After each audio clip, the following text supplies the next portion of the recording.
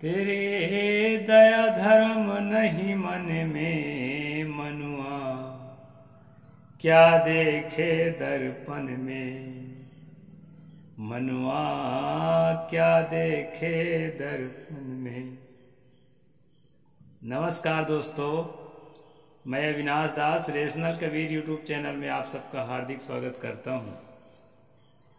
साथियों, मैंने गीत गाया तेरे दया धर्म नहीं मन में मनुआ, क्या देखे दर्पण में। मनु महाराज, अभी हम 9वें अध्याय को पढ़ रहे हैं दोस्तों। यदि आप सब्सक्राइब नहीं किए हैं तो सब्सक्राइब जरूर करना और अपने साथियों तक पहुंचाना। हम लोगों को मानवतावादी होना चाहिए। नारी के साथ भेदभाव करना, नारी को प्रताड़ित करना, ये मानवीय संवेदना के खिलाफ है। दयावान, शीलवान, करुणाशील, ये मानवीय संवेदना के लक्षण है दोस्तों। और भेदभाव, पक्षपात तो बिल्कुल भी मानवीय संवेदना को सूट नहीं करता है। तो कल हमने पढ़ा था कि जो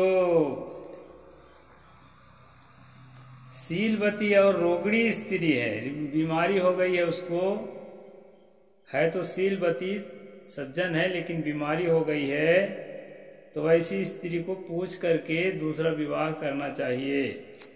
और अगर ऐसा नहीं है तो पूछने की जरूरत नहीं है, बिना पूछे भी दूसरा विवाह, तीसरा विवाह पुरुष कर सकता है। ये वाला कानून मनु का हम कल पढ़े थे दोस्तों। आज हम पढ़ेंगे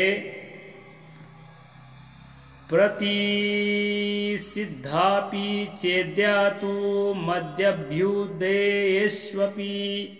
प्रेक्षा समाजं गच्छेद्वा सा दंड्या कृपलानि षट्। ये 84 नंबर श्लोक है 9वां अध्याय का मनुस्मृति। जो स्त्री पति के निषेध करने पर भी उत्सव में मदिरा पान करे या खेल तमाशा देखने जाए तो ऐसी स्त्री को 6 कृपण दंड दे। ये 6 कृणाल जो है, हो सकता है जैसे उस समय हम पण पढ़ते थे रुपया के या कोई सिक्का का, इसी प्रकार ये कोई अर्थदंड का इसमें बात है दोस्तों, या कि डंडा उंडा मारने की बात भी हो सकती है। तो 6 कृष्णल का दंड देना है।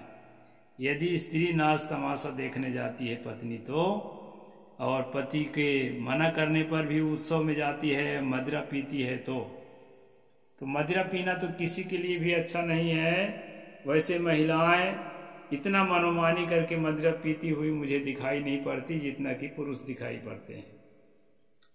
तो यहाँ पर जो है महिला के लिए लिखा है दोस्तों, यदि स्वाचा पराश्चैव बिंदेर्न्योसितो द्विजाः तांसां वर्णक्रमेण स्याज्यष्टयं पूजं च वेश्यं च। 85 नंबर। यदि दुजाति किसी स्वजाति और विजाति दोनों कन्या से विवाह कर ले तो उसमें वर्ण क्रम से श्रेष्ठ और लघु का विचार करना चाहिए और उसी क्रम से भूषण आदि की भी व्यवस्था करनी चाहिए। यहाँ पर मनु कहते हैं दोस्तों 84 नंबर श्लोक में 9वां अध्याय में कि यदि पुरुष 2 महिलाओं से विवाह कर रखा है और दोनों महिलाएं अलग अलग जाति की हैं, वर्ण की हैं। वर्ण मतलब जाति समूह को वर्ण कहा जाता है। कुछ जातियों का समूह ब्राह्मण कहलाता है, कुछ जातियों का समूह क्षत्रिय कहलाता है, और बहुत सारी जातियों का समूह वैश्य कहलाता है, और उससे बहुत ज्यादा जातियों का समूह जो है शूद्र कहलाता है। और उन शूद्रों को भी 2 भागों में बांट दिया गया है। सछूत शूद्र अर्थात वर्तमान की ओबीसी और अछूत शूद्र अर्थात वर्तमान के ST SC। तो ये जो बटा हुआ है इनमें कैटेगराइज किया हुआ है। केवल पहचान के लिए गोत्र लिखना, अपना चिन्ह लिखना, ये तो पूरी दुनिया में है। गोत्र लिखना, सरनेम लिखना, ये पूरे संसार में चलता है। अपनी एक पहचान होती है अपने खानदान की, वो बड़ी बात नहीं है। लेकिन किसी को जन्मजात इस खानदान में पैदा होने के कारण सर्वश्रेष्ठ मान लिया जाए, किसी को उससे थोड़ा कम मान लिया जाए, किसी को उससे और थोड़ा कम मान लिया जाए, किसी को एकदम कम मान लिया जाए, ये वाला सिस्टम जो है भारत के हिंदू धर्म में है। और इसकी जो उत्पत्ति माना जाता है वेद से हुई है और मनुस्मृति से इसका विस्तार हुआ है।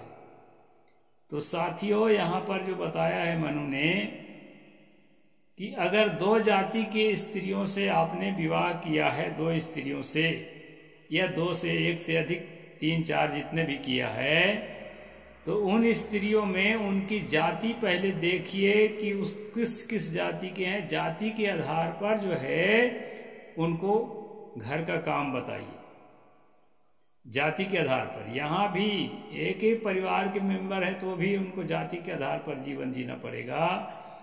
और आभूषण जो है, कपड़े जो हैं, गहने जो हैं, उसको जाति के आधार पर देना पड़ेगा। ये मनु का कानून है। कहते हैं उसको भूषण आदि की व्यवस्था भी जाति के आधार पर ही, वर्ण के आधार पर ही करना है। आगे कहते हैं भर्तुर शरीर शुश्रूषाम कार्य का धर्म कार्यम च नैत्यकम स्वाचैव कुर्यात् सर्वेषाम ना स्वजाति कश्चन। पति के शरीर की सेवा और नित्य का धर्म कार्य स्वजाति की स्त्री करे, विजाति स्त्री कभी न करे, यह सभी के लिए नियम है।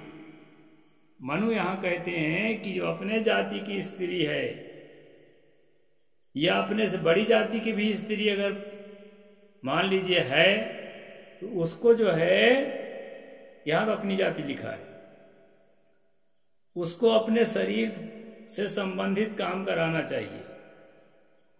हालांकि संबंध बनाना, अगर पत्नी राखे हो संबंध तो बनाओगे, वो भी शरीर से संबंधित काम है, तो उसके लिए मनु ने यहाँ मना नहीं किया है। लेकिन उसके अलावा शरीर से संबंधित सेवा है, शरीर छू करके जो सेवा की जाती है, वो सारी सेवाएं छोटी जाति के पत्नी से नहीं कराना है। उसको जो है जैसा काम दिया गया है जाति के हिसाब से, इस प्रकार के सेवा का काम शूद्र स्त्री को अगर रखे हो पत्नी बना के, तो उसको ऐसा ही काम कराओ। ये जो नियम जो है, ये धर्म का नियम भी है और मनु का संविधान भी है दोस्तों। इस प्रकार नियम का प्रतिपादन यहाँ मनु ने किया है। अब ये सोचना है दोस्तों, तुलसी गोसाई ने लिखा है कि जहाँ सुमति तहाँ संपत्ति नाना, जहाँ कुमति तहाँ विपत्ति निदाना। जहाँ सुमति है, अच्छी बुद्धि है, आपस में मिलजुल कर रहते हैं, वहाँ नाना प्रकार के संपत्ति का निवास है। और जो है जहाँ कुमति है, गलत बुद्धि है, गंदी बुद्धि है, और जो है आपस में मिलजुल कर नहीं रहते, वहाँ अनेक प्रकार की विपत्ति आती है। अब मैं मनु जी से पूछना चाहता हूँ, तुलसी के ही आधार पर, अगर एक पत्नी के साथ द्वेष भाव करते हैं, उसको नीचा दिखाकर रखते हैं घर में, तो वो पत्नी का सच्चा प्रेम, दिल का प्रेम तुम्हें कैसे मिलेगा? और साथियों, जिस परिवार में नफरत पनपती है, उस परिवार का भला कभी नहीं हो सकता है। आने वाले बच्चे भी संस्कारी नहीं होते हैं। घर में झगड़ा झंझट लगा रहता है, पड़ोस में निंदा चुगली चालू रहता है, तो रिश्तेदारों में कटुता पैदा होती है, वैमनस्य पैदा होता है, घर में कलह और अशांति बनी रहती है। ऐसे नरक रूपी घर में कैसे आपके जीवन में सुख शांति आ सकते हैं? इसलिए साथियों, पहली गलती तो ये है मनु की यहाँ पर कि एक से अधिक विवाह के लिए इजाजत कर रहे हैं। इस नियम को हिंदू कोड बिल में बाबा साहेब डॉक्टर अंबेडकर ने तोड़ दिया और एक पुरुष को एक ही विवाह करने की आर्डर दिया। इसको कई हिंदूवादी लोग बाबा साहेब को गाली देते फिरते हैं कि मुसलमानों को उसने नहीं रोका, हमको रोका डबल शादी ट्रिपल शादी करने के लिए, बाबा साहेब ने बहुत गलत किया, ऐसा लोग कहते हैं दोस्तों। लेकिन नालायकों को ये मालूम नहीं है कि एक पत्नी से अधिक रखने के कारण रामायण बना है। रामायण में कैकेयी का कौशल्या से और सुमित्रा से नहीं बनता था और इसी कारण से जो है कैकेयी के बेटा को बाहर गया हुआ जान करके सत्ता परिवर्तन कौशल्या के बेटा के साथ कर रहे थे, श्री राम के साथ, और उसी से झंझट पैदा हुआ, मन में द्वेष पैदा हुआ और जो है जो चोरी चोरी राज तिलक करने वाले थे उनको बन जाने के लिए कैकेयी ने विवश किया।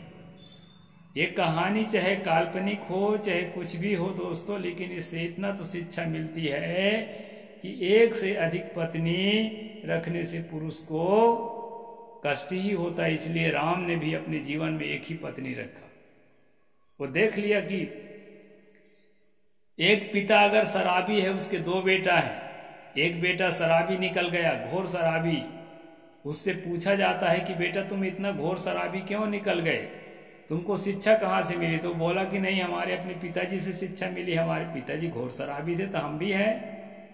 दूसरा आदमी, उसी का बेटा एक बूंद नहीं पीता, उससे कहा गया कि बेटा तुम एक बूंद नहीं पीते, तुमको ये अच्छी प्रेरणा कहाँ से मिली? तो उसने कहा मुझे पिताजी से मिली है, क्योंकि मैंने देखा कि पिताजी के पीने के बाद कितनी दुर्दशा होती है। उस दुर्दशा को देख करके मैंने उनसे शिक्षा लिया कि ये दुर्दशा मुझे नहीं झेलना, इसलिए मैं एक बूंद शराब नहीं पीऊंगा। ये कहानी है दोस्तों। तो राम कथा में अपने पिता की दुर्दशा को देखकर राम ने और उनके भाइयों ने शिक्षा लिया। क्या शिक्षा लिया?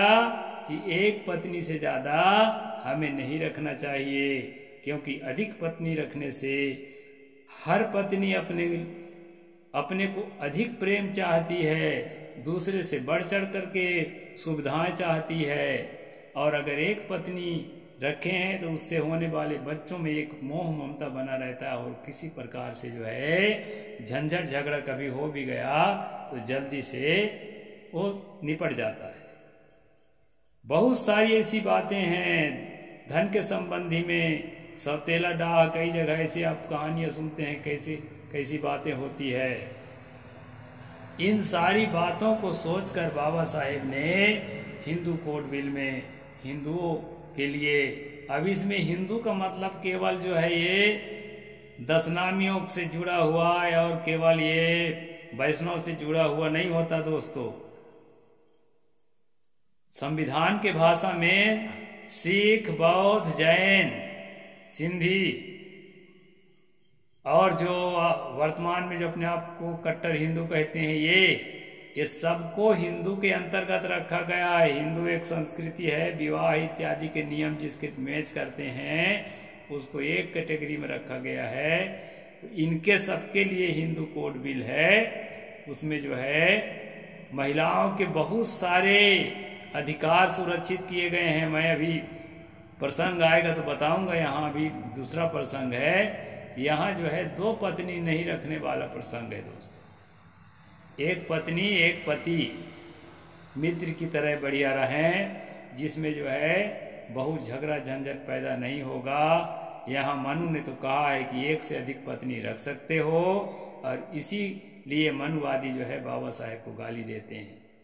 और रख तो सकते हो, लेकिन पत्नियों के साथ भेदभाव करने को कहता है।